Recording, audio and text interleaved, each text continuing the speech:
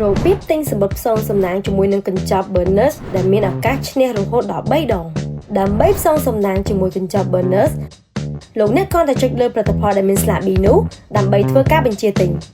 ដើម្បីងាយស្រួលលោកអ្នកក៏អាចចូលត្រង់ bonus ត្រង់កន្លែងនេះបន្ទាប់មកស្វែងរកកញ្ចប់ផលិតផលដែលលោកអ្នកចង់ផ្សងសំណាងលោកអ្នកអាចជ្រើសរើសចូលរួមជាមួយកញ្ចប់$1ឬតម្លៃ25សេនឬ$5សូមបញ្ជាក់ការផ្សងសំណាងជាមួយកញ្ចប់ bonus អ្នកមានឱកាសឈ្នះរហូតដល់3ដងរង្វាន់ធំ1រង្វាន់និងរង្វាន់លុងចិត្តចំនួន2រង្វាន់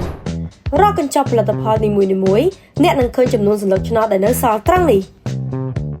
ឧទាហរណ៍ខ្ញុំចង់ចូលទិញកញ្ចប់មួយនេះបន្តមកទៀតសូមចុចពាក្យ Join Now ត្រង់កន្លែងនេះសូមកំណត់ចំនួនសន្លឹកឆ្នោតដែលចង់ទិញបើលោកអ្នកចង់ទិញសន្លឹកឆ្នោតបន្ថែមទៀតសូមចុចត្រង់សញ្ញាបូកបន្តមកសូមចុចពាក្យ Pay សូមពិនិត្យផ្ទៀងផ្ទាត់ការទិញរបស់អ្នកម្ដងទៀតបន្តមកចុចពាក្យ Pay ជាការស្រេច Shop and Luck $3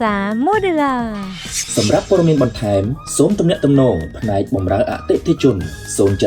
34 70 និង 71